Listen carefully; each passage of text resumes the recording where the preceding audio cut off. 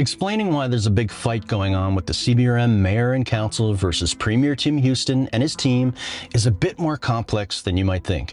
It can't be broken down in one take unless maybe you're into documentaries. So let's try to break it down into smaller bites. For starters, what the heck is SERMGAR, and why does it put Mayor McDougall Merrill in a questionable spot during this whole dispute?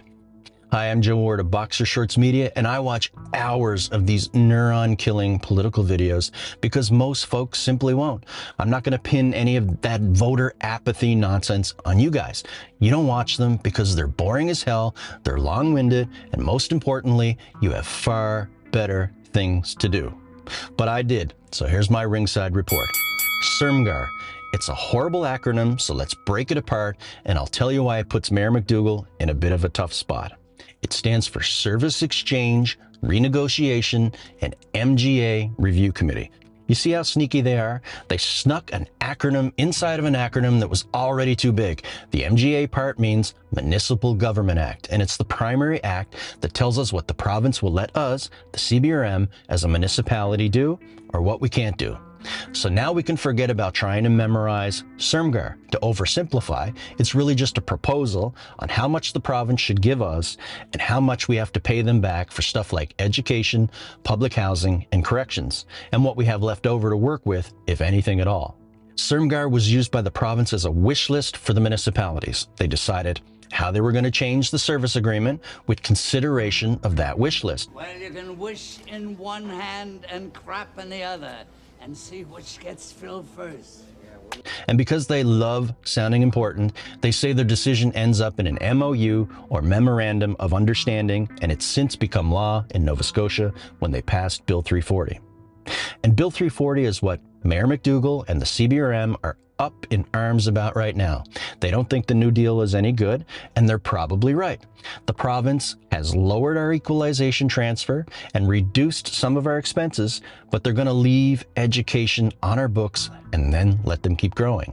If you've heard the words like flow through, double taxed, or tax hike in the news, just forget about those terms for now. We need to focus on where SERMGAR came from and how Mayor McDougall was involved. I've said a few episodes back that the CBRM played rope-a-dope, waiting too long to fight back, and they haven't even published a detailed counter-proposal for Bill 340 amendments, other than what was said verbally at the Law Amendments Committee meeting, which, by the way, was quickly rejected. And other than what MLA Brian Comer calls attack literature stuck inside our tax bills, and an animated video on social media attempting to embarrass Premier Houston for seeing the need for 15 million more, but then pulling it back from us a year later, they haven't actually shown quantitative projections to demonstrate their case. There are very smart people in the CBRM. Let us see the numbers. We're not going to just take your word for it. And part of the reason Mayor and Council will tell you that they were caught unprepared is that the province sprung the MOU or Bill 340 proposal on them and then tried to put pressure on them to endorse it or opt out with none of the benefits it carries. That's mostly true, except for what the whole SERMGAR proposal was all about. Now, I'm going to apologize for the acronyms. I didn't create them, but I'll try to explain them as we go. You see, the SERMGAR committee was formed by the NSFM. Now that's the Nova Scotia Federation of Municipalities, a group of all the mayors and wardens or representatives from each municipality in the province. And when that committee was formed in early 2022, Mayor McDougall Merrill was the president of the NSFM. She was the top dog in the organization that created it. While she'll tell you that all of the members of that committee were forced to sign an NDA or confidentiality agreement to zip their lips, shall we run the risk of assuming that she was one of the ones on that committee?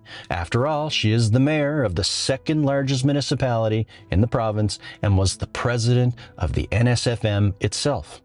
It's hard to believe that supposedly all of these municipal folks were drafting that SERMGAR proposal, potentially coordinating with provincial representatives as they did, but couldn't actually tell their own municipal colleagues. If I were mayor, I'd use one of those secret in-camera meetings to full effect to make sure that every elected official in CBRM and all executive staff were fully aware of exactly what was happening every step of the way. And it's actually quite possible that they did. I'd be blown away if you could convince me that the mayor wasn't telling the others, at least the ones in her good graces, what direction things were headed in. I'd have spilled the tea, and my guess is that she most likely did too. Now, if she knew what was in SERMGAR and didn't tell anyone, that's far worse. Maybe the CBRM Council actually was caught off guard.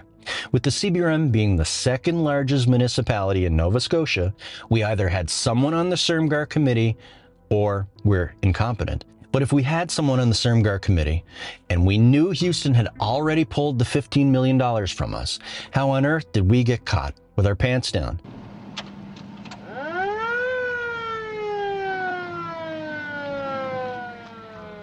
Okay, pull over.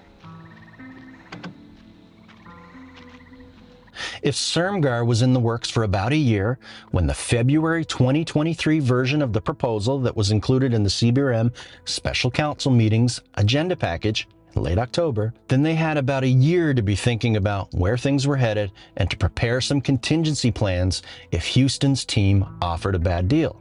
If Mayor McDougall only worked on SERMGAR on behalf of the NSFM and not the Cape Breton Regional Municipality, then she prioritized the concerns of other municipalities and not our own. We'd have been far better off actively working on our own strategy for how to build a new service exchange deal with the province. And this definitely isn't the first time I've raised this issue. I've called for the mayor's resignation from the NSFM over a year ago, noting that she wasn't able to negotiate the best deal related to fixing the tax cap while acting as the president of the NSFM. And I'm not the only one to see this conflict. So it's like this. It's not her job to fix other municipalities. We're here in the CBRM, and she's our mayor. I can't possibly think of any worse way to find ourselves unprepared, with the province about to lock us into a deal for about a half a decade with Bill 340, which has just passed, before they seriously consider another look at it, and potentially much longer than that. So get your calendars out, people. From now on, let's do the work before the time is up. It's time for accountability. The CBRM is in this spot because they mismanaged the relationship with Houston and they didn't adequately prepare. For all videos, subscribe to Boxer Shorts Media on your choice of YouTube or Facebook. Please hang up and try again.